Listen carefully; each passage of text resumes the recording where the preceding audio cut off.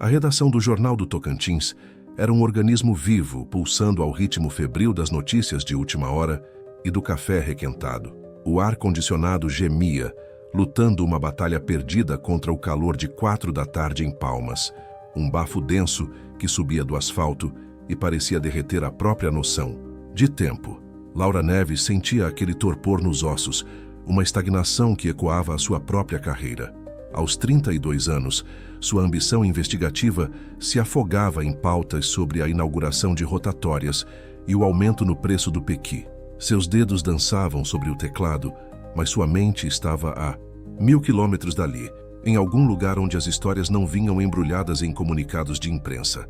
Neves na minha sala. A voz de Ricardo Salles, o editor-chefe, cortou o zumbido da redação como uma navalha. Ricardo era um homem esculpido pela cautela, um sobrevivente de incontáveis mudanças de governo e de donos de jornal. Tinha a espinha flexível de quem aprendeu que, no Tocantins, certas verdades pesavam mais que outras. Laura se levantou, ajeitando a blusa amassada. A sala de Ricardo era um aquário de vidro com vista para a redação, um panóptico de onde ele regia sua orquestra de fatos e omissões. Ele apontou para a cadeira à sua frente, o rosto vincado por uma preocupação que não era habitual. Você anda reclamando de pautas frias. Ele começou sem rodeios. Tenho uma que está fervendo, talvez até demais. Ele girou o monitor do computador, revelando uma matéria de um pequeno blog de ativismo ambiental. A manchete era amadora, mas o conteúdo era dinamite. 3 ativistas desaparecidos no Jalapão. Autoridades silenciam. As fotos mostravam os rostos sorridentes de 2 biólogos e uma geóloga, jovens, idealistas, todos de uma ONG de São Paulo que monitorava o avanço do agronegócio sobre áreas de preservação. Haviam desaparecido há 10 dias. O último contato fora um post numa rede social com a localização marcada perto da Serra do Espírito Santo. A polícia diz que eles se perderam, que o Jalapão engole gente, disse Ricardo, tamborilando os dedos na mesa. Mas a ONG fala em ameaças. Dizem que eles estavam investigando desmatamento ilegal e contaminação de rios por agrotóxicos. Laura sentiu a adrenalina que não a visitava há meses. Aquilo era real, uma história com dentes. E por que ninguém está cobrindo isso? Os grandes portais? Ricardo suspirou, recostando-se na cadeira. Porque a área pertence em grande parte à família do senador Alencar. Ele já soltou uma nota lamentando o ocorrido, oferecendo ajuda nas buscas. Disse que os ativistas são heróis e que seu coração está com as famílias. O cinismo na voz de Ricardo era palpável. Ninguém quer cutucar o vespeiro. O homem praticamente manda no estado. Senador Cássio Alencar. O nome pairava sobre o Tocantins como uma nuvem carregada. Um político de fala mansa, sorriso impecável e um poder que se estendia das bancadas de Brasília às poeirentas estradas de terra do interior. Sua família era uma dinastia, dona de terras que se perdiam de vista. Quero ir para lá, disse Laura, a voz mais firme do que esperava. Ricardo a encarou por um longo momento. Ele viu a chama em seus olhos, a mesma que ele mesmo tivera, décadas atrás, antes de trocá-la pela prudência. É perigoso, Laura. O Jalapão não é um parque de diversões. As pessoas lá têm leis próprias. E a família Alencar não joga para perder. Eu não vou acusar ninguém. Vou apurar um desaparecimento. Ouvir os locais, entender a situação, é o nosso trabalho. Ele assentiu, derrotado. Certo, você tem 3 dias. Leve o carro da reportagem, um telefone por satélite e juízo. Se sentir que o chão está tremendo, volte. Nenhuma história vale a vida de um repórter. Ele fez uma pausa. E, Laura, seja discreta. Você não é a polícia, é uma jornalista.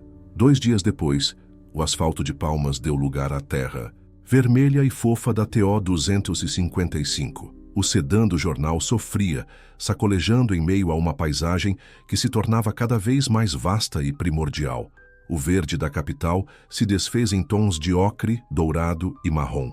O capim dourado ondulava ao vento, um mar de ouro sob um céu azul tão intenso que chegava a doer. À distância, as chapadas se erguiam como monumentos ancestrais, testemunhas silenciosas de um tempo anterior ao homem. Laura sentia a imensidão do lugar esmagá-la. O sinal do celular morrera há horas. O rádio só chiava. O mundo exterior, com suas rotatórias e preços de pequi, parecia uma realidade, distante e irrelevante. Ali, o que importava era o sol, a poeira e a distância. Após quase 5 horas de viagem, ela avistou o destino, um punhado de casas de adobe e telha, aninhadas num vale poeirento. Não era uma cidade, nem mesmo um vilarejo. Era um assentamento, conhecido pelos poucos mapas como Poeira Vermelha. Era o último ponto de civilização antes da área onde os ativistas haviam desaparecido. Ao entrar na rua principal, se é que se podia chamar assim, o motor do carro pareceu alto demais, uma intromissão mecânica no silêncio orgânico do lugar. Cabeças se viraram. De varandas sombrias, olhos a observavam desconfiados.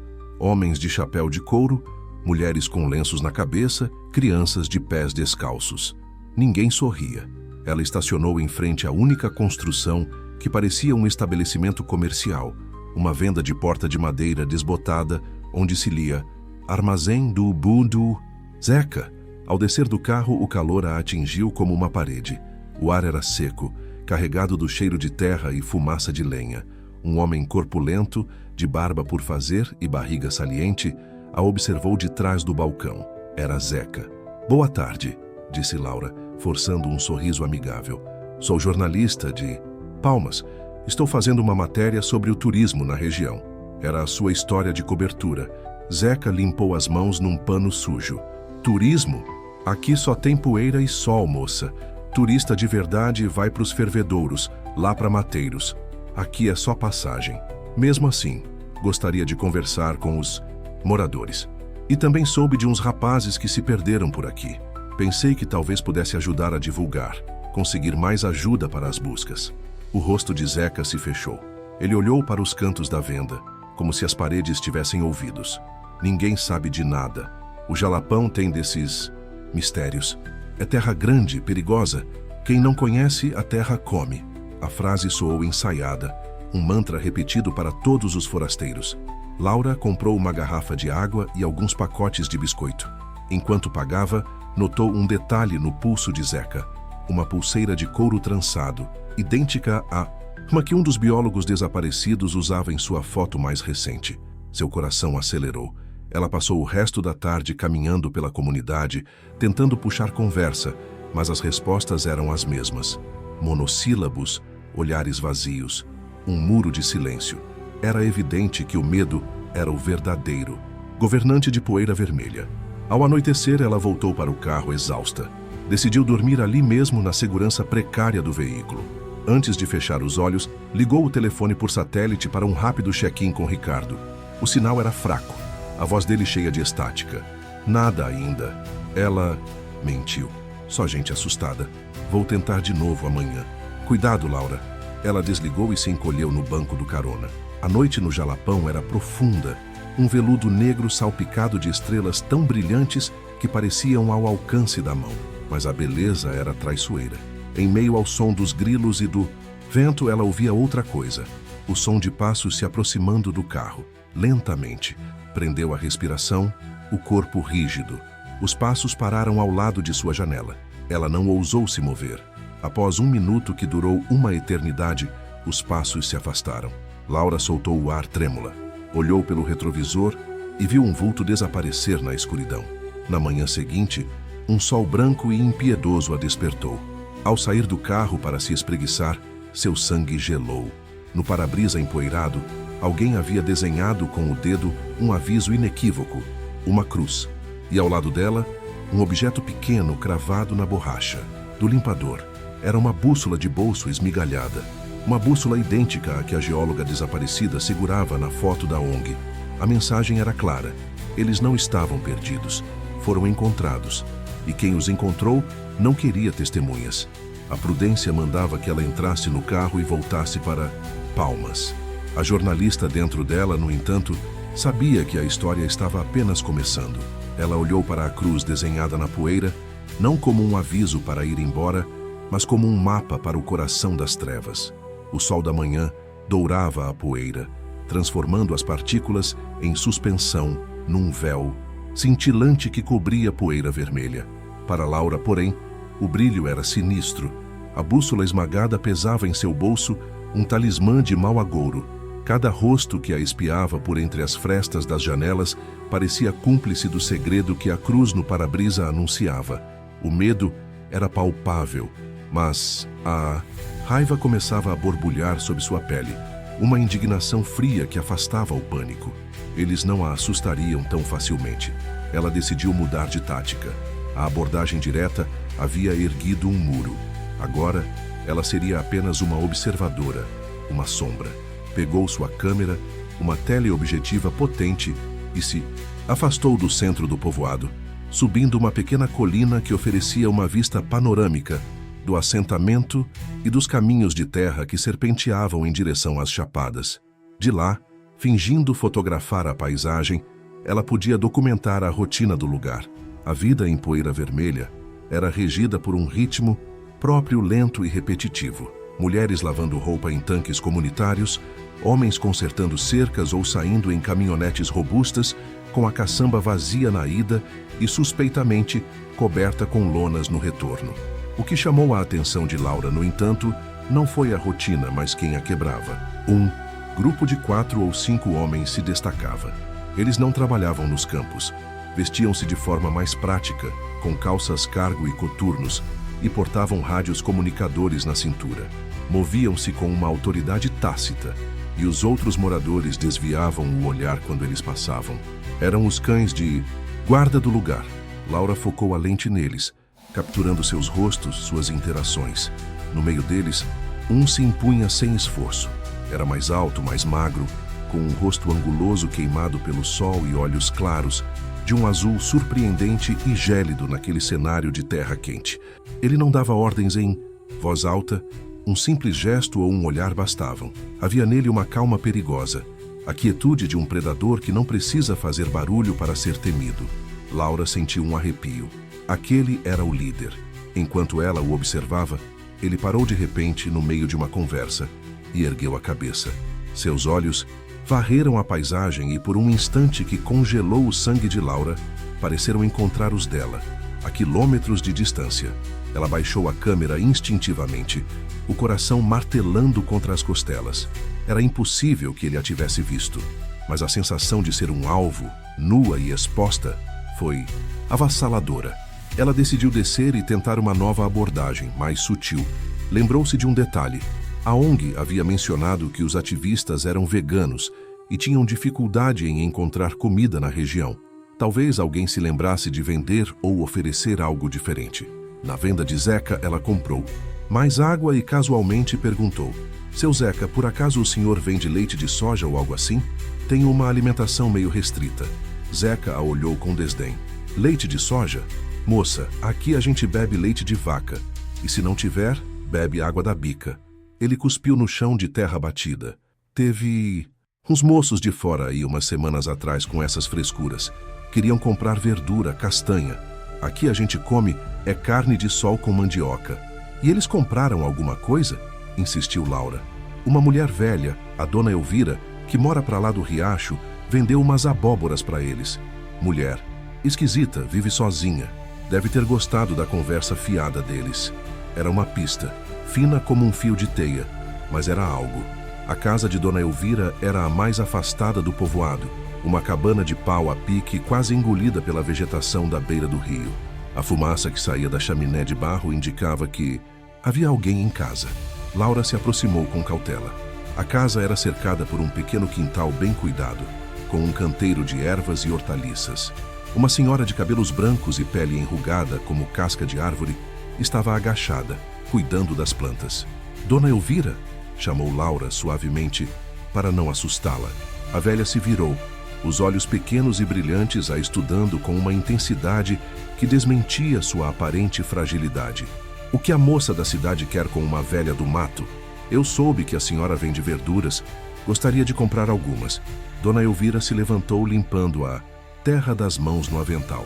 "Não tenho muito, só o que a terra me dá." Enquanto a velha colhia alguns quiabos e uma abóbora, Laura arriscou: "Soube que uns jovens de São Paulo compraram com a senhora. Eram meus amigos." A mentira saiu com mais facilidade do que esperava. "Estou preocupada, não tenho notícias deles." O corpo de Dona Elvira enrijeceu. Ela parou de colher de costas para Laura. O silêncio se estendeu, preenchido apenas pelo som do rio correndo ali perto. Eles eram bons meninos, a velha disse finalmente, a voz baixa, quase um sussurro. Tinham o olho brilhando de querer mudar o mundo. Mas o mundo aqui não muda, minha filha. Ele devora quem tenta. Ela se virou e em seus olhos havia uma tristeza profunda. Eles fizeram perguntas demais. Foram para o lado da serra, onde não deviam, onde a terra sangra. Sangra? Como assim? Vá embora, menina, volte para sua cidade. Esse não é para quem tem o coração limpo. O diabo já fincou bandeira aqui há muito tempo. Antes que Laura pudesse insistir, o som de um motor se aproximando as interrompeu. Uma caminhonete preta, a mesma que Laura vira mais cedo, parou na entrada da trilha que levava à casa. O homem de olhos azuis desceu. Era ele, o líder. Ele caminhou em direção a elas, os passos lentos, deliberados. Não havia pressa em seus movimentos, apenas uma certeza intimidadora. Ele parou a poucos metros, o olhar passando de Dona Elvira para Laura. Um sorriso fino, quase imperceptível, tocou seus lábios. Dona Elvira, a senhora recebendo visita? Ele disse, a voz surpreendentemente calma e educada, o que a tornava ainda mais ameaçadora. Espero que nossa convidada esteja gostando da hospitalidade de Poeira Vermelha. Ele se virou para Laura. Meu nome é Tobias. Sou responsável pela segurança e bem-estar da nossa comunidade. Ele estendeu a mão. Laura, hesitante, apertou-a. A mão dele era forte, calejada, e envolveu a dela completamente. A senhorita é a jornalista, não é? Laura Neves. Fiquei sabendo da sua chegada. Estou fazendo uma matéria sobre a região. Ela repetiu a mentira, a voz soando fraca aos seus próprios ouvidos. Claro, uma região de muitas belezas e muitos perigos. Ele soltou a mão dela, mas seus olhos a mantiveram prisioneira. Ouvi dizer que está curiosa sobre os rapazes que se perderam. Uma tragédia. Tentamos avisá-los. O jalapão é traiçoeiro. Dona Elvira estava pálida, encolhida, como se a mera presença de Tobias sugasse o ar ao redor. A senhora me disse que eles foram para a serra, disse Laura, olhando para a velha, tentando transmitir coragem. Onde a terra sangra. O sorriso de Tobias desapareceu. Seus olhos azuis se tornaram duas lascas de gelo.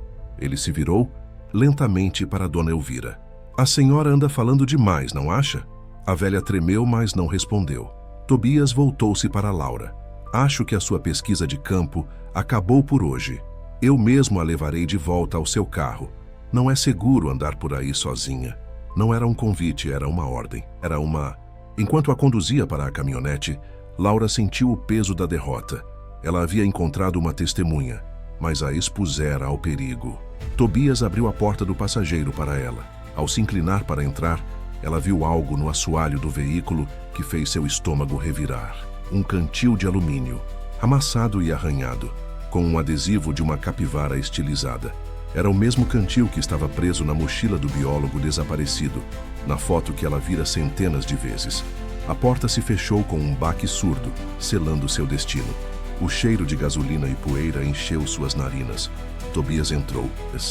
No lado do motorista, ligou o carro e, em vez de seguir o caminho de volta para o povoado, virou na direção oposta, rumo ao coração selvagem da serra. Vou te mostrar o que acontece com gente curiosa, ele disse, a voz finalmente desprovida de qualquer cortesia. Vou te mostrar onde a terra sangra. A caminhonete devorava a estrada de terra com uma violência contida, os pneus cuspindo cascalho contra os paralamas. O interior do veículo era um casulo de tensão. Laura estava pregada ao assento, as mãos suadas apertando uma a outra em seu colo. Cada solavanco do carro era um soco em seu estômago. Ao seu lado, Tobias dirigia com uma mão no volante, o rosto impassível, os olhos azuis fixos na trilha que se estreitava, mergulhando numa vegetação mais densa e espinhosa. A beleza do jalapão havia se transformado em uma armadilha. Ela tentava manter a mente focada, catalogando detalhes que pudessem servir para uma fuga, uma defesa. A trava da porta, a distância até o facão que repousava no painel, a topografia do terreno. Mas a calma de Tobias a desarmava. Não era a fúria de um sequestrador comum. Era a certeza de um homem que detinha todo o poder. Você é corajosa, jornalista. Ou tola, ele disse de repente, quebrando o silêncio. É a mesma coisa na maioria das vezes. O que vocês fizeram com eles? A voz de Laura saiu mais firme do que se sentia. Tobias deu um meio sorriso, sem desviar os olhos da estrada. Fizemos o necessário. Eles eram como crianças teimosas, cutucando um vespeiro. Nós avisamos, pedimos que fossem embora, mas eles tinham aquela arrogância dos justos, achavam que um diploma da cidade lhes dava o direito de mandar na nossa terra. O carro subiu uma encosta íngreme e parou numa clareira no topo de uma chapada. A vista era de tirar o fôlego. O sol poente pintava o céu com matizes de laranja, rosa e violeta. Mas a beleza do cenário era profanada pelo que estava no chão. Uma cicatriz aberta na terra. Laura desceu do carro, o corpo tremendo. Era uma mina a céu aberto, uma operação clandestina e brutal. A terra vermelha fora revirada, árvores derrubadas e uma lagoa de rejeitos, de uma cor esverdeada e doentia, brilhava sob a luz do crepúsculo. O cheiro de produtos químicos pairava no ar. Era um garimpo ilegal. Ouro, talvez. Ou algo mais raro. Isso. É por isso que eles morreram, sussurrou Laura, mais para si mesma. Eles tiraram fotos, fizeram anotações, coletaram amostras da água. Ameaçaram expor tudo, disse Tobias parando ao lado dela. Ele apontou para a borda da mina. O erro deles foi achar que a lei de vocês chega até aqui. Aqui, a lei é outra. É a lei do poente. O sol se põe, as contas são acertadas. Simples. Assim, a imagem dos rostos sorridentes dos ativistas invadiu a mente de Laura. Sua coragem deu lugar a um medo visceral. Ela estava no cemitério deles. E agora? Vai me matar também? Me jogar nesse buraco? Tobias a encarou, seus olhos azuis refletindo o céu ensanguentado. Matar você seria fácil e barulhento. Jornalista da capital desaparecida, gera mais dor de cabeça do que resolve. Ele se virou e caminhou de volta para o carro. Temos outros planos para você. Eles a levaram de volta para a Poeira Vermelha, mas não para o seu carro. Levaram-na para a casa mais isolada e bem guardada do assentamento, a mesma que ela vira Tobias usando como base. Trancaram-na em um quarto pequeno com uma janela gradeada e uma porta de madeira maciça. Havia uma cama, uma bacia com água e um balde. A sua prisão. As horas se arrastaram. A noite caiu, trazendo consigo os sons da caatinga e o zumbido de insetos. Laura não dormiu. Sua mente trabalhava febrilmente, repassando cada detalhe, cada palavra. Quem era Tobias? Quem estava por trás daquela operação? A resposta parecia óbvia. A família Alencar. Mas como provar? Na manhã seguinte, a porta se abriu.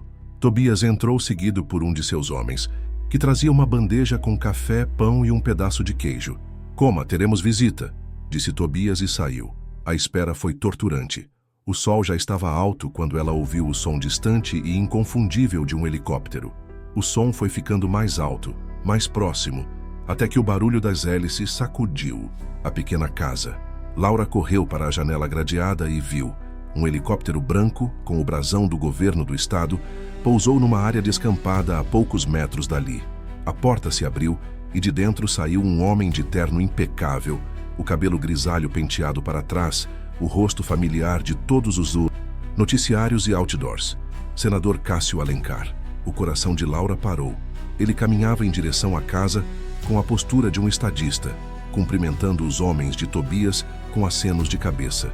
Era uma performance. Minutos depois, a porta de seu quarto se abriu. O senador entrou, o rosto moldado, numa expressão de profunda preocupação. Tobias ficou na porta de braços cruzados. Senhorita Neves, graças a Deus a encontramos, disse Alencar, a voz aveludada e grave. Fiquei sabendo que seu carro quebrou e que você estava incomunicável. Mandei minha equipe procurá-la imediatamente. Está tudo bem? Ninguém a machucou? Laura o encarou atônita pela audácia, pela perfeição da encenação. Ela não respondeu. Apenas olhou de Alencar para Tobias e de volta para Alencar. O senador suspirou e a máscara de preocupação caiu, substituída por um enfado pragmático. Certo, vamos pular o teatro. Então, ele se sentou na beirada da cama, o terno caro contrastando com a rusticidade do ambiente. Você é mais esperta do que eu esperava e mais problemática. Então é tudo seu, disse Laura, a voz rouca. O garimpo, a milícia, tudo. Meu? Não. Nosso. Ele gesticulou em direção a Tobias. Da nossa família. Meu irmão Tobias cuida das coisas por aqui. Eu cuido das coisas em Brasília. Uma divisão de trabalho eficiente. Nosso pai nos ensinou a importância de proteger o que é nosso, a qualquer custo. Irmão. A palavra a atingiu com a força de um soco. O fantasma, o executor, o líder da justiça do poente, era o irmão do senador. O mesmo irmão que, segundo a biografia oficial, havia morrido num acidente de barco na juventude. Ele não está morto, disse Laura, a constatação óbvia soando absurda. A morte pode ser uma ferramenta útil, disse Alencar. Tobias nunca teve o temperamento para a política, para os salões, os sorrisos, as mentiras educadas. A paixão dele sempre foi esta terra, bruta, honesta. Ele a protege com as leis dela, e eu o protejo com as minhas. Protege ou usa. Esse garimpo financia suas campanhas, não é? Sua vida de luxo, seu poder. Alencar. Sorriu um sorriso fino e sem calor. Todo poder tem um custo, e o nosso é pago com o que esta terra nos dá. Os ativistas não entendiam isso. Ameaçaram nosso modo de vida, nosso legado. E agora, você também ameaça. Ele se levantou, alisando o terno. Mas, como meu irmão disse, matar você seria deselegante. Então temos uma proposta, uma troca. Ele se aproximou, o rosto a centímetros do dela. O cheiro de seu perfume caro era enjoativo. Você vai ser resgatada. Vai voltar para Palmas e escrever a sua matéria. Vai dizer que os ativistas foram vítimas de traficantes que usavam a região como rota. Uma história trágica, mas plausível. Nós lhe daremos as provas. Você se tornará uma heroína, a jornalista corajosa que desvendou o crime. Sua carreira vai decolar. E se eu me recusar? O sorriso do senador se alargou, mas não alcançou seus olhos. Então você se junta aos seus amigos, idealistas. Ninguém nunca mais ouvirá falar de Laura Neves. Seu editor publicará uma nota de rodapé sobre mais uma pessoa que o jalapão engoliu. E sua família, bem, acidentes acontecem em cidades grandes também. Pneus estouram, freios falham. Laura sentiu o terror puro, gelado, subir por sua espinha. A ameaça não era apenas contra ela, era contra tudo e todos que ela amava. Estava presa numa teia tecida por dois irmãos, um selvagem e um civilizado, mas ambos igualmente impiedosos. Você tem até o pôr do sol para decidir, disse Alencar, caminhando em direção à porta. Afinal, esta é a terra onde as decisões são tomadas quando a noite chega. A lei do poente, não é, Tobias? Tobias, que permanecera em silêncio o tempo todo, apenas assentiu, os olhos azuis fixos em Laura, frios como a morte. O senador saiu, e o som do helicóptero partindo foi como o fechar de uma tampa de caixão sobre o mundo de Laura. O som do helicóptero de Alencar se dissipou no céu vasto, deixando para trás um silêncio pesado, mais opressivo do que o barulho. Laura ficou sentada na beirada da cama, o ultimato do senador ecoando em sua mente. Não era uma escolha entre a verdade e a mentira, mas entre a vida e a morte. Uma morte que poderia não ser apenas a sua. A imagem de sua mãe regando as samambaias na varanda de sua casa em Palmas surgiu nítida, vulnerável. A náusea a invadiu. Ela tinha que sobreviver. E para sobreviver, precisava jogar o jogo deles. Quando Tobias entrou no quarto horas depois, encontrou-a com o rosto sereno, os olhos desprovidos do pânico de antes. Uma máscara de resignação. Eu aceito, ela disse, a voz controlada.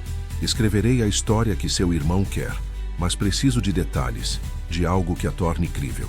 Tobias a estudou, os olhos azuis perscrutando, procurando por fissuras em sua fachada.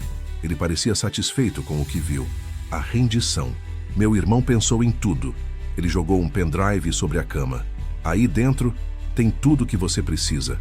Fotos forjadas, nomes de traficantes que já estão convenientemente mortos, um mapa da rota deles, um roteiro completo. E como eu saio daqui? Como o resgate acontece? Amanhã cedo, vamos levar você para perto da estrada principal. Deixaremos o carro do jornal com um problema mecânico simulado. Você liga para o seu chefe, diz que ficou perdida, mas que conseguiu consertar o carro e está Voltando, simples. Laura assentiu. A simplicidade do plano era sua força. Sem testemunhas, sem pontas soltas. Apenas a palavra dela contra a de ninguém. Nos 2 dias seguintes, ela se tornou a prisioneira modelo. Passava a maior parte do tempo em seu quarto, mas era ocasionalmente permitida a caminhar pela área da casa, sempre sob o olhar atento de um dos guardas. Poeira Vermelha, vista de perto, não era uma comunidade, mas um feudo. Tobias era o senhor, seus homens a nobreza armada e os moradores, os servos. Eles trabalhavam na mina, na pequena agricultura que abastecia o lugar e, em troca, recebiam proteção e o direito de existir. Uma paz comprada com silêncio e medo. Laura usou cada minuto de sua liberdade vigiada. Observava a troca de guardas, os horários das refeições, as rotas das caminhonetes. Sua mente de jornalista, treinada para encontrar padrões e anomalias, trabalhava incessantemente. Ela notou um jovem, não muito mais velho que um adolescente, que parecia diferente dos outros milicianos. Enquanto os demais eram brutos e taciturnos, ele era quieto, com um olhar que às vezes se perdia no horizonte, carregado de uma melancolia que não combinava com o ambiente. Seu nome era Jonas. Ela começou a testar o terreno com ele. Durante uma de suas caminhadas, deixou cair um dos pacotes de biscoito que comprara. Jonas, que a vigiava, se aproximou e o pegou. "Obrigada", disse Laura, olhando-o nos olhos. "Deve ser duro viver aqui, tão longe de tudo." Jonas deu de ombros, sem encará-la. "É o que tem. Sua família é daqui?" Ele hesitou.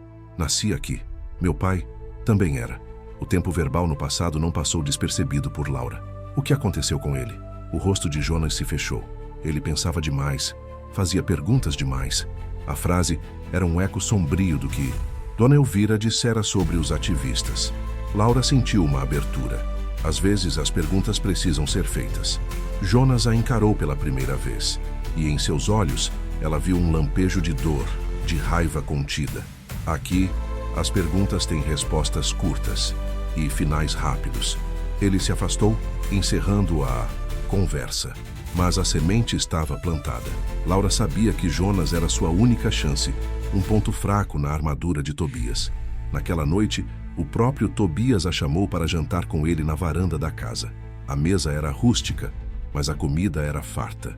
Ele abriu uma garrafa de cachaça artesanal. A noite estava estrelada e o ar mais fresco. Por um momento, a situação pareceu surreal. Um jantar com seu carrasco. "Você se parece com ele?", disse Tobias de repente. "Com quem?" "Meu irmão." A mesma teimosia no olhar, a mesma mania de achar que pode consertar o mundo. Ele bebeu um gole de cachaça. "A diferença é que ele aprendeu a usar a caneta. Eu continuei com o facão, mas o objetivo é o mesmo. Ordem, controle." "Isso não é ordem, é tirania", retrucou Laura. Tobias riu, um som seco. "Ordem, tirania, são só palavras. O que importa é o resultado. Este lugar era terra de ninguém. Bandidos, grileiros. Nós trouxemos a paz. Uma paz com regras duras, sim, mas é paz. As pessoas aqui têm o que comer, um teto sobre a cabeça. Ninguém mexe com as famílias delas. O preço é a obediência, uma troca justa." E os ativistas? E o pai de Jonas? Eles ameaçavam essa paz? O olhar de Tobias endureceu. Eles ameaçavam o equilíbrio, e tudo que ameaça o equilíbrio precisa ser removido. Como um galho doente numa árvore, você corta para salvar o resto. A frieza com que ele falava de vidas humanas era aterrorizante. Laura entendeu que ele não se via como um vilão. Em sua mente distorcida, ele era um guardião, um mal necessário. Na tarde seguinte, o dia do seu suposto resgate, Laura foi autorizada a dar sua última caminhada. Jonas era novamente seu vigia. Ela sabia que era agora ou nunca. "Jonas", ela disse, a voz baixa e urgente, parando perto de um denso matagal. "Seu pai não merecia o fim que teve, e você sabe disso." Jonas ficou tenso, a mão indo para o rádio em sua cintura. "Não sei do que você está falando. Eu sei o que eles fazem aqui. Eu vi a mina. Eu sei sobre os ativistas, e sei que seu pai foi mais uma vítima da lei do poente." Ela se aproximou, olhando-o com intensidade. "Eu posso expor tudo isso. Posso trazer a verdadeira justiça para este lugar. Mas não consigo fazer isso sozinha. Preciso de ajuda para sair daqui. De verdade." O rosto de Jonas era uma máscara de conflito, medo, lealdade forçada, o desejo de vingança. Se eu te ajudar, eles me matam, e matam minha mãe. E se não ajudar, vai passar o resto da vida servindo os homens que mataram seu pai? Vai se tornar um deles? As palavras eram cruéis, mas necessárias. Um som de galho quebrando no mato próximo os assustou. Jonas a empurrou para trás, sacando um revólver. Fica quieta. A tensão era insuportável. Após alguns segundos, o som não se repetiu. Fosse o que fosse, havia partido. O perigo iminente pareceu selar a decisão de Jonas. Ele se virou para ela, os olhos brilhando de fúria e desespero. Esta noite, depois da troca de guarda, esteja pronta. Há uma trilha antiga que os vaqueiros usavam atrás do poço. Leva para o outro lado da serra. É perigosa, mas é a única que eles não vigiam direito. Ele hesitou.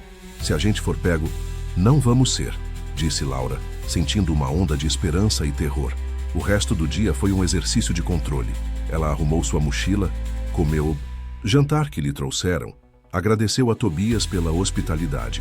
Fingiu normalidade enquanto cada fibra de seu ser gritava. À noite, deitada na cama, ela ouviu o sinal combinado, o pio de uma coruja, repetido 3 vezes. Era a hora. Ela se levantou, o coração na boca. A porta não estava trancada. Eles acreditavam que ela estava domada. Ela saiu para a escuridão, movendo-se como um fantasma. A lua nova oferecia pouca luz, um alívio e um perigo. Encontrou Jonas perto do poço, uma sombra entre as sombras. Ele carregava uma pequena mochila e um rifle. Vamos, ele sussurrou. E não olhe para trás. Eles mergulharam na escuridão da trilha, o som de seus passos abafado pela vegetação. Laura não olhou para trás. Sabia que a paz forjada de poeira vermelha era uma mentira e que a verdadeira selvageria não estava na natureza do Jalapão, mas no coração dos homens que a governavam. A fuga havia começado.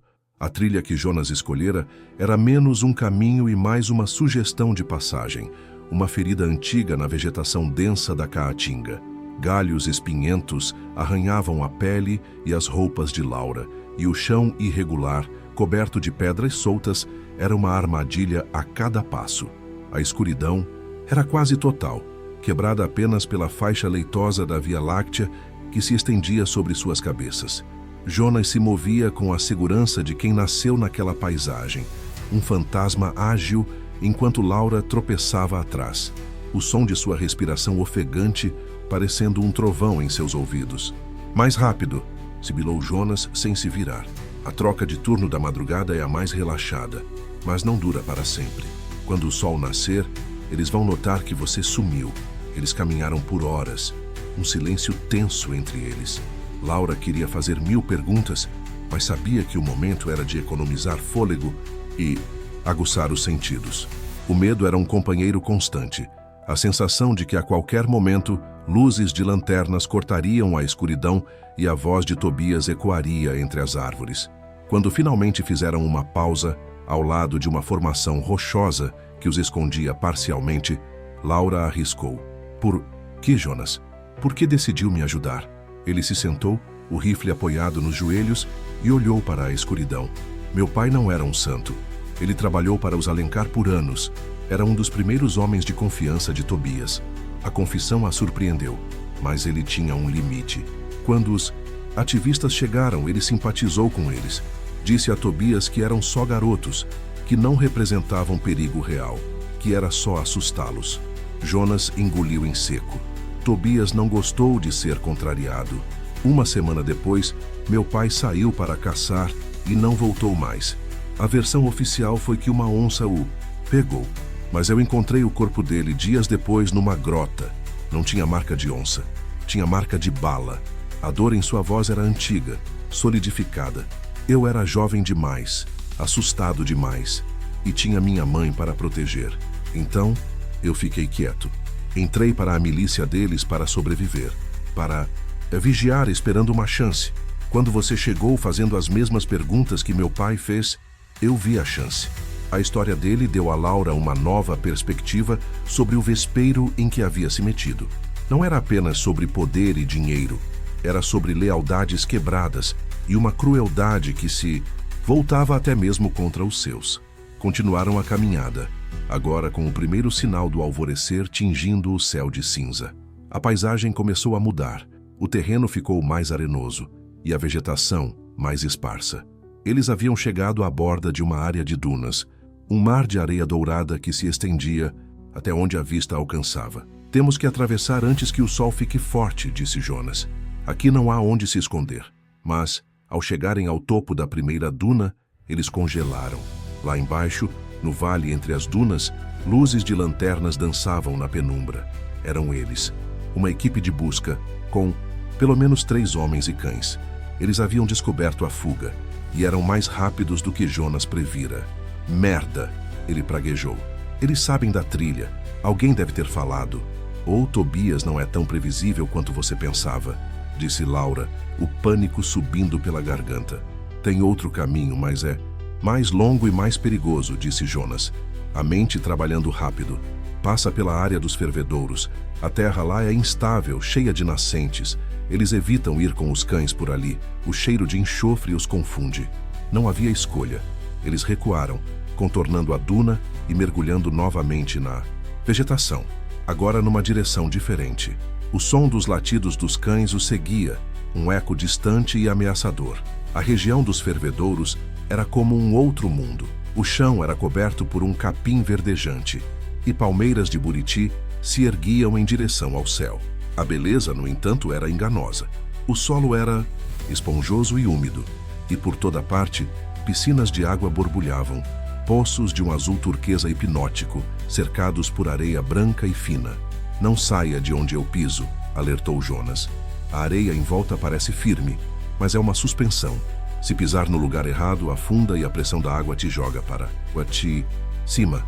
Não mata, mas o barulho vai nos entregar. Eles se moviam com um cuidado extremo, saltando de áreas de terra firme para raízes de árvores. O ar era pesado, com o cheiro característico de enxofre. Laura podia sentir a vibração do solo sob seus pés, como se a terra estivesse viva, respirando. Numa clareira, eles pararam para beber a pouca água que restava. Foi quando ouviram vozes, próximas demais. Tobias. Eles se jogaram no chão, atrás de uma moita de buritis. Laura espiou por entre as folhas. Tobias e 2 de seus homens estavam a menos de 50 metros, na borda de um grande fervedouro. Eles pareciam confusos, olhando para as trilhas de pegadas que se dividiam em várias direções. Ele é esperto, o moleque, disse um dos homens. Conhece esse lugar como a palma da mão. Mas não é mais esperto que eu, disse Tobias, a voz fria cortando o ar da manhã. Ele vai cometer um erro, e eu estarei esperando. O coração de Laura batia descontrolado. Eles estavam presos. Qualquer movimento os denunciaria. Foi então que Jonas teve uma ideia, desesperada e brilhante. Ele gesticulou para Laura ficar em silêncio absoluto. Com movimentos lentos, ele pegou uma pedra do tamanho de um punho. Olhou para um fervedouro menor, a uns 20 metros na direção oposta de onde estavam, e arremessou. A pedra descreveu um arco e caiu com um plof alto na areia movediça ao lado do poço. Imediatamente, a areia borbulhou violentamente e a água jorrou para cima, como um geyser em miniatura, fazendo um barulho alto e chamativo. "O que foi isso?" gritou um dos homens de Tobias, virando-se na direção do som. "Deve ser eles. Vamos!" ordenou Tobias. E os 3 correram na direção da distração. Era a chance. "Agora!" sussurrou Jonas. Eles correram na direção contrária, o mais rápido e silenciosamente que podiam. O som de seus pés era abafado pelo chão úmido. Eles não olharam para trás, mas podiam ouvir os gritos de frustração de Tobias quando ele percebeu o engano. A adrenalina os impulsionou por mais 1 quilômetro, até que finalmente saíram da área dos fervedouros e entraram numa mata mais fechada. Eles desabaram no chão, ofegantes, os pulmões queimando. "Conseguimos", ofegou Laura, incrédula. Jonas balançou a cabeça, o rosto sério. "Ainda não. Só ganhamos tempo. Ele não vai desistir. Agora ele está com raiva. E Tobias com raiva. É a pior coisa que existe no Jalapão." Eles se levantaram, a exaustão pesando em seus corpos, e continuaram a jornada. A fuga estava longe de terminar. E agora não era mais um jogo de silêncio. Era uma caçada pessoal. O tempo perdeu o significado. dissolvido num ciclo brutal de sol, sede e medo. A breve euforia da fuga dos fervedouros deu lugar a uma realidade crua. Eles estavam sozinhos, com recursos mínimos, numa das paisagens mais inóspitas do Brasil, e eram caçados por homens que conheciam aquela terra como a si mesmos. A estratégia de Jonas era evitar as trilhas e seguir o curso de riachos secos e grotas, usando a geografia como camuflagem. Mas o progresso era lento e exaustivo. A cada hora, a sede se tornava uma tortura mais aguda. A água que carregavam acabara na manhã anterior, e a busca por uma fonte limpa era desesperadora. Não podemos beber de qualquer lugar, alertou Jonas, enquanto examinavam um fio de água barrenta no fundo de um cânion. A mina do Alencar contaminou muita coisa por aqui. Laura sentia a cabeça latejar, os lábios rachados, a fraqueza se instalando em seus membros. A jornalista urbana, acostumada a prazos e ar-condicionado, estava sendo despida de sua identidade, reduzida a um animal lutando pela sobrevivência. Sua admiração por Jonas crescia a cada momento. Ele lia o terreno, identificava plantas comestíveis, frutos do cerrado que aplacavam a fome, mas não a sede, e parecia ter um sexto sentido para o perigo. Numa tarde, enquanto descansavam sob a sombra de um paredão de rocha, o perigo se materializou, não na forma de Tobias, mas de uma sucuri grossa como a coxa de um homem que deslizou silenciosamente de uma fenda na rocha.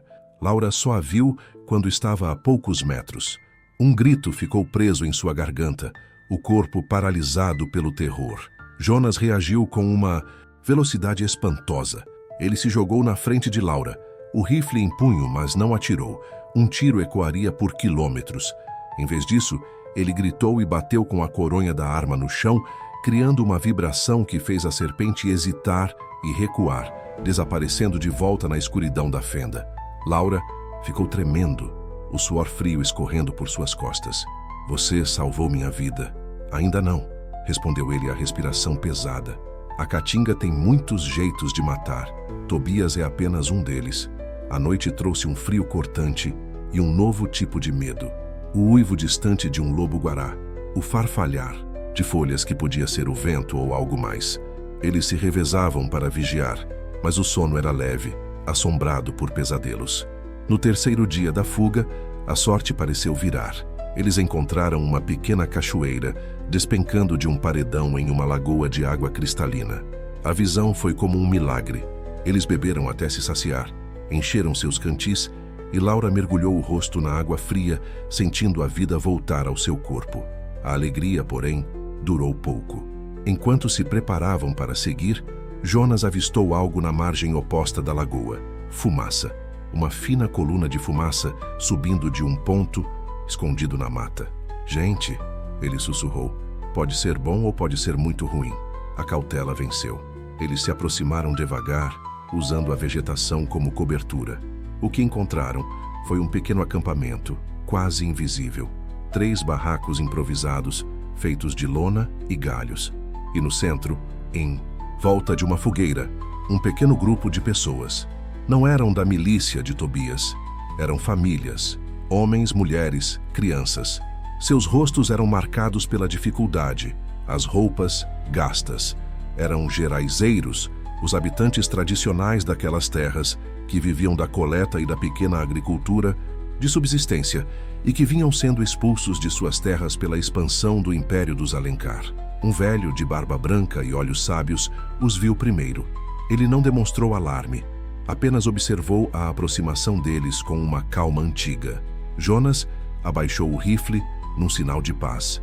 Estamos apenas de passagem, disse Jonas. Não queremos problemas. O velho, que se chamava Seu Ramiro, os acolheu. Eles compartilharam sua comida, paçoca de carne seca e farinha, e ouviram a história de Laura e Jonas.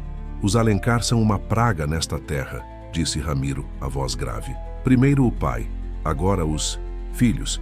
Um com a caneta, outro com o rifle. Tomam nossas terras, envenenam nossos rios, matam nosso povo. Esses meninos de fora, os que sumiram, eles tentaram nos ajudar. Deram a eles comida e aviso, mas a coragem deles era maior que o juízo. Pela primeira vez em dias, Laura sentiu um lampejo de esperança. Eles não estavam mais sozinhos. Aquelas pessoas eram testemunhas, vítimas, provas vivas dos crimes dos Alencar. Os geraizeiros os ajudaram, dando-lhes comida, um unguento de ervas para os arranhões e, o mais importante, informação. Indicaram uma rota segura, uma antiga trilha de caçadores que os levaria para perto de uma estrada raramente usada, onde poderiam ter a chance de conseguir uma carona. Mas a ajuda teve um custo trágico. Na manhã em que se preparavam para partir, o acampamento foi atacado. Tobias, ele não os encontrara por acaso. Provavelmente seguira o rastro de fumaça.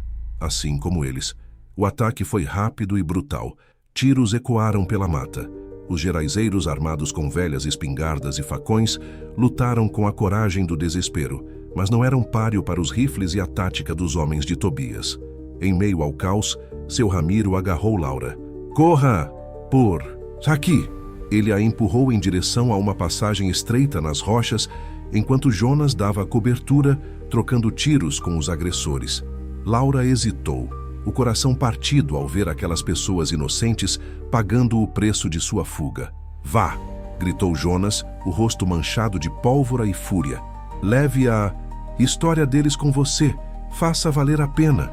Um tiro atingiu Jonas no ombro. Ele caiu, mas se levantou de novo, continuando a atirar, segurando o avanço dos homens de Tobias, dando a Laura os segundos preciosos de que ela precisava. Ela correu. Correu como nunca antes em sua vida, as lágrimas se misturando ao suor em seu rosto. O som dos tiros foi ficando para trás, substituído pelo som de seus próprios soluços e da batida frenética de seu coração. Ela não sabia se Jonas estava vivo ou morto. Não sabia o que acontecera com seu Ramiro e seu povo. Só sabia que carregava agora não apenas a sua própria história, mas o peso das vidas deles. A fuga pela sobrevivência havia se transformado numa missão. Ela precisava chegar a Palmas, precisava fazer o mundo ouvir os gritos daquela terra de ninguém. A fuga pela mata se tornou um borrão de dor e exaustão. Cada passo de Laura era impulsionado pela imagem de Jonas caindo, pelo rosto sábio de seu Ramiro, pelo som dos tiros. Ela não era mais apenas uma fugitiva, era uma mensageira, a única sobrevivente de um massacre não noticiado. Depois de um dia e uma noite caminhando sozinha, seguindo as vagas instruções de Ramiro, ela finalmente alcançou o que parecia ser o fim do mundo, uma estrada de terra vermelha, reta e vazia, que se estendia até desaparecer no horizonte trêmulo de calor. Ela se sentou na beira da estrada, o corpo coberto de arranhões, as roupas em farrapos, e esperou. Horas se passaram. O sol a castigou. A esperança começou a se esvair, dando lugar ao desespero. E então um ponto distante surgiu crescendo lentamente. Um caminhão, um velho caminhão pau de arara, que transportava trabalhadores rurais. Ela se pôs no meio da estrada, acenando com os braços, rezando para que ele parasse. O caminhão diminuiu a velocidade, o motorista, um homem de rosto curtido e desconfiado, a encarando da cabine. "Pelo amor de Deus, preciso de uma carona para Palmas", ela implorou, a voz rouca pela desidratação. O homem a examinou dos pés à cabeça. Ela parecia uma louca, uma fugitiva, mas havia algo em seus olhos, uma urgência desesperada que o convenceu. Ele fez um gesto com a cabeça em direção à traseira do caminhão. "Sobe aí", mas sem história triste.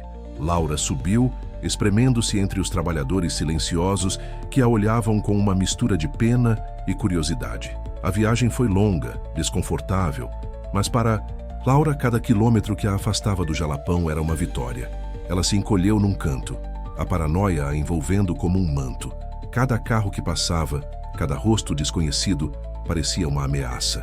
Quando finalmente as luzes de Palmas surgiram no horizonte, uma onda de alívio e ansiedade a percorreu. Ela desceu do caminhão na entrada da cidade, agradeceu ao motorista e pegou o primeiro táxi que viu. O endereço que deu não foi o de seu apartamento, mas o da redação do Jornal do Tocantins. A entrada triunfal que imaginara deu lugar a um choque. Ao passar pela porta de vidro, suja e cambaleante, todos os olhares se viraram para ela. Sussurros se espalharam. Seu editor, Ricardo Salles, correu de sua sala, o rosto pálido. "Laura, o que aconteceu? O senador Alencar nos ligou há 3 dias. Disse que você tinha sido encontrada, que estava em choque, que voltaria assim que se recuperasse. Disse que traficantes a atacaram. A teia de mentiras de Alencar era mais vasta do que ela imaginara. Ele não apenas controlava o Jalapão, ele controlava a narrativa que chegava à capital. É tudo mentira, Ricardo, disse ela, a voz tremendo de exaustão e raiva. Alencar é o mandante. Ele tem uma milícia, um garimpo ilegal. O irmão dele, que todos pensam que está morto, comanda tudo. Eles mataram os ativistas. Eles massacraram inocentes. Eu vi. Ela despejou a história, as palavras tropeçando umas nas outras, urgentes, febris. Ricardo a ouvia, a expressão passando de choque para um medo profundo e paralisante. Ele a levou para sua sala, fechou a persiana e lhe deu um copo de água. Laura, você tem provas? Fotos? Gravações? O coração de Laura afundou. Eu tinha uma câmera, anotações. Perdi tudo na fuga. Era a palavra dela. A palavra de uma jornalista em frangalhos contra um dos homens mais poderosos do estado. Ricardo andava de um lado para o outro, as mãos na cabeça. Laura, eu acredito em você, mas publicar isso, sem provas concretas, Alencar nos destruiria. Ele fecha o jornal em uma semana. Ele acabaria com a minha vida, com a sua. O dono do jornal é compadre dele. A traição a atingiu com mais força do que qualquer golpe físico. O lugar que ela via como um templo da verdade, sua casa profissional, estava acorrentado pelo mesmo medo que governava a Poeira Vermelha. Então é isso? Ele venceu? Ela disse, a voz quebrada pela decepção. A gente precisa ser inteligente, disse Ricardo, evitando o olhar dela. Vamos com calma, investigar pelas beiradas, levantar o que pudermos sem mostrar nossas cartas. Mas Laura sabia o que aquilo significava.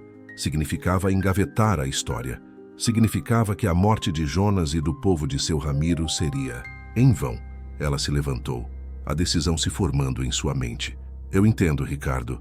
Obrigada pela água.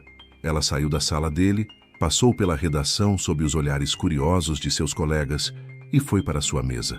Sentou-se, ligou o computador, fingiu trabalhar, mas sua mente estava em outro lugar. Ricardo e o jornal não eram mais seus aliados. Ela estava sozinha, ou talvez não, ela pensou. Quem em Palmas odiaria o senador Alencar o suficiente para arriscar tudo? A oposição política era fraca, comprada. A polícia estadual, comprometida. Mas havia a Polícia Federal. E havia uma delegada, recém-chegada de Brasília, com fama de incorruptível e durona. Delegada Alice Moraes. Mas como chegar até ela sem provas? Como convencê-la a comprar uma briga daquele tamanho? Laura vasculhou sua mochila em frangalhos, em busca de algo, qualquer coisa que tivesse sobrevivido. E então, seus dedos tocaram algo duro, pequeno, costurado no forro. Uma onda de alívio a percorreu. Antes de fugir, enquanto jogava o jogo do silêncio, ela tivera um momento a sós com o pendrive que Tobias lhe dera. O roteiro da mentira. Ela o conectara a um pequeno leitor de cartão que sempre carregava e, usando o SASUA, celular de Jonas que ele lhe emprestara brevemente, copiara os arquivos para um microcartão de memória. Depois, com agulha e linha de uma pequena caixa de costura que havia em seu quarto, ela o costurara no forro da mochila. Era o as na manga. O roteiro da mentira de Alencar, vindo diretamente dele, era a prova da conspiração. Não provava os assassinatos, mas provava a farsa, o encobrimento. Era o suficiente para acender o pavio. Ela não foi para casa. Discretamente pegou sua bolsa e saiu da redação. Cada sombra parecia um dos homens de Alencar. O medo ainda estava lá, mas agora era acompanhado por uma determinação gélida. Ela foi para um café. Usou um computador público para encontrar o contato da delegacia da Polícia Federal. Fez uma ligação de um telefone pré-pago que comprou numa banca. Delegada Alice Moraes, por favor. É urgente. Meu nome é Laura Neves. Eu tenho informações sobre o desaparecimento no Jalapão e sobre o senador Alencar. Um silêncio do outro lado da linha. Depois, uma voz feminina, calma e firme. Onde a senhora está? Não saia daí. Estou mandando uma viatura discreta. E, senhorita Neves, não fale com mais ninguém. A caçada havia terminado. A guerra estava prestes a começar. A sala da delegada Alice Moraes, na sede da Polícia Federal em Palmas, era um oásis de ordem e funcionalidade. As paredes eram brancas, os móveis de aço escovado. Contrastava violentamente com a desordem e o caos que Laura carregava dentro de si. Alice era uma mulher na casa dos 40, de cabelos presos num coque severo e um olhar que parecia atravessar as pessoas. Ela ouviu o relato de Laura por mais de 2 horas, sem interromper, a expressão neutra. Ao final, quando Laura, exausta, entregou o minúsculo cartão de memória, Alice finalmente falou: "Senhorita Neves, se o conteúdo deste cartão for o que a senhora diz, estamos diante de uma conspiração de proporções imensas, obstrução de justiça, formação de quadrilha, e isso é só o começo. A operação foi montada em sigilo absoluto. Alice sabia que qualquer vazamento seria fatal. Enquanto a PF analisava os arquivos e preparava a logística, Laura foi mantida em um local seguro. Foram os dias mais longos de sua vida. A cada hora que passava, ela temia que Alencar descobrisse sua traição e fizesse seu movimento final. A ação começou na madrugada do 4º dia. 2 equipes. Uma de helicóptero partiu para o Jalapão para a Poeira Vermelha. A outra, por terra, para os endereços do senador Alencar em Palmas e em Brasília. O ataque à Poeira Vermelha foi cirúrgico. Os agentes do Comando de Operações Táticas desceram de rapel dos helicópteros sob o manto da escuridão, neutralizando os guardas antes que pudessem dar o alarme. Tobias foi pego de surpresa em sua casa. Ele não se rendeu. Lutou como um animal encurralado, fiel à sua lei até o fim. A lei do poente encontrou a lei do Estado, e a troca de tiros foi breve e letal. Tobias caiu no mesmo chão de terra que jurara proteger, os olhos azuis ainda abertos, fitando o céu que começava a clarear. Na casa, os agentes encontraram um arsenal e, para o horror de todos, provas do massacre dos Geraizeiros. Dona Elvira, a velha senhora, havia sobrevivido, escondida na mata, e seu testemunho foi crucial. Jonas também foi encontrado gravemente ferido, mas vivo, escondido numa gruta, por um dos poucos moradores que ousaram ajudá-lo após o ataque. Em Brasília, a cena foi menos violenta, mas igualmente dramática. O senador Cássio Alencar foi acordado às 6 da manhã pela Polícia Federal em seu luxuoso apartamento funcional. As câmeras de TV, avisadas por uma fonte anônima, provavelmente da própria equipe de Alice, já estavam a postos. A imagem do senador, o rosto inchado de sono e incredulidade, sendo conduzido para uma viatura, abriu todos os telejornais da manhã. A máscara do estadista, preocupado, finalmente se despedaçara, revelando o criminoso por baixo. Laura assistiu a tudo pela televisão, no apartamento seguro da PF. Não sentiu alegria, nem triunfo. Apenas um peso imenso, um vazio. A vitória tinha gosto de cinzas. Tinha o rosto de Jonas, ferido. Tinha o silêncio de seu Ramiro. No dia seguinte, ela voltou ao Jornal do Tocantins. A redação parou quando ela entrou. Ricardo Salles a esperava em sua sala, o rosto envelhecido 10 anos. O telefone não parava de tocar. O escândalo era nacional. "Laura, me desculpe", ele gaguejou. "Eu fui um covarde. Você foi prudente." "Ricardo", ela respondeu sem amargura. "O medo é uma jaula poderosa. Eu só decidi que não queria mais viver dentro dela." Ela não voltou para sua antiga mesa. Pediu demissão. Sabia que seu lugar não era mais ali. A história que vivera a transformara de uma forma que ela ainda não compreendia totalmente. Meses se passaram.